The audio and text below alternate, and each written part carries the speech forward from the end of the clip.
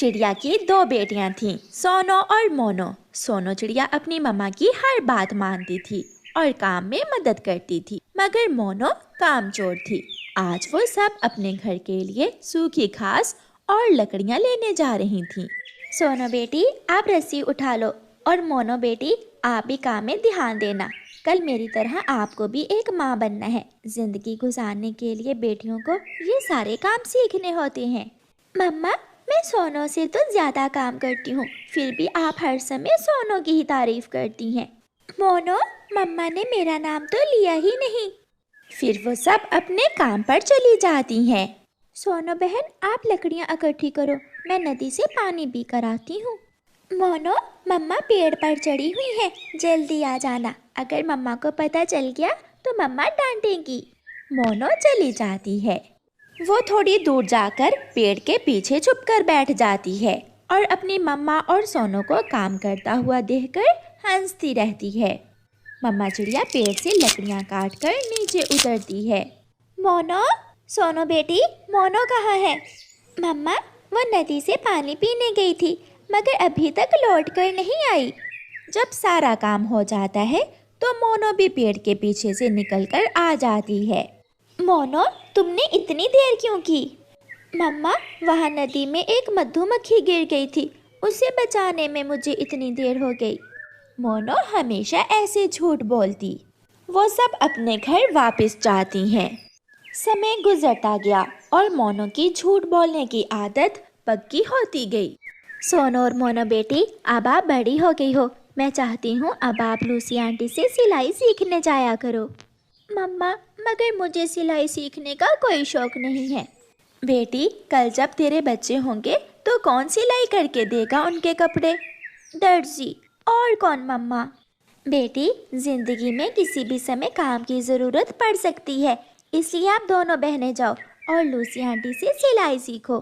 दोनों बहनें घर से निकलती हैं, मगर रास्ते में जाकर मोनो अपनी सहेली मैना के पास बैठ जाती है। मोनो बहन, हमें देर हो रही है, लूसी आंटी हमारा इंतज़ार कर रही होंगी। सोनो, तुम जाओ सिलाई सीखने, मैं और मोनो तो आज कच्चे आम खाने जा रही हैं।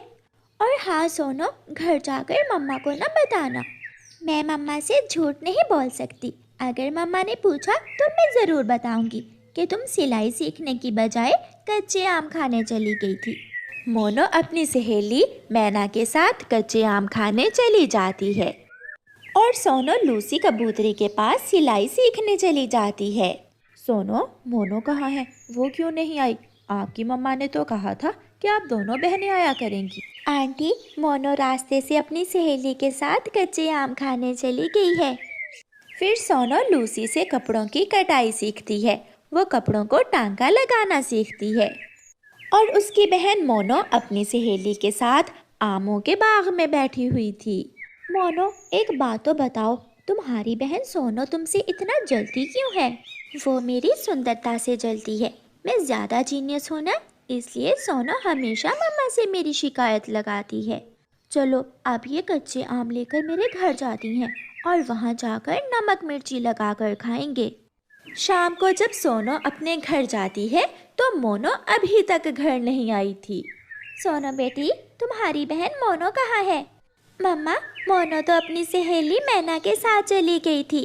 तो क्या वो सिलाई सीखने नहीं गई? नहीं मम्मा, मगर उसे न बताना कि मैंने आपको ये बात बताई है, वरना वो मुझसे लड़ाई शुरू कर देगी। ऐसे दिन गुजरते गए। सोनो कपड़ों की सिलाई अच्छे से सीख लेती है, घर बनाना सीख लेती है और उसकी मम्मा उसे अंडों की रक्षा करना भी सिखा देती है। मगर मोनो हर समय आवारा घूमती रहती थी। फिर वो दिन आ जाता है जब मम्मा चिड़िया अपनी दोनों बेटियों की शादी कर देती है। मोनो की सास मोनो से कहती है, मोनो, क्या तुझे रसोई में काम आता है? नहीं सासू माँ। तो फिर तुझे सिलाई तो ज़रूर आती होगी। नहीं सासू माँ, मेरी बहन को सिलाई आती है, मगर मुझे सिलाई सीखने का कोई शौक नहीं था। तो क्या घर बना लेती हो, तिनकों का घोंसला या लकड़ियों का घर? नहीं सासू माँ, ये काम हमेशा मेरी माँ और बहन किया करती थी। बहू रानी, ये घर तुम्हारी माँ का नहीं है, ये तुम्हारे ससुराल का घर है। यहाँ हर काम तुझे खुद ही करना होगा। चलो अब रसोई में जाकर अपने लिए और बाकी परिवार के लिए खाना बना लो। मोनो रसोई में जाती है, मगर उसे तो कुछ करना ही नहीं आता था। वो पालक की सब्जी बनाती है, जो देखने में ही बहुत बुरी लग रही थी। दूसरी तरफ मोनो की बहन सोनो ने अपने ससुराल जाते ही सबके दिल में अपना घर कर लिया था।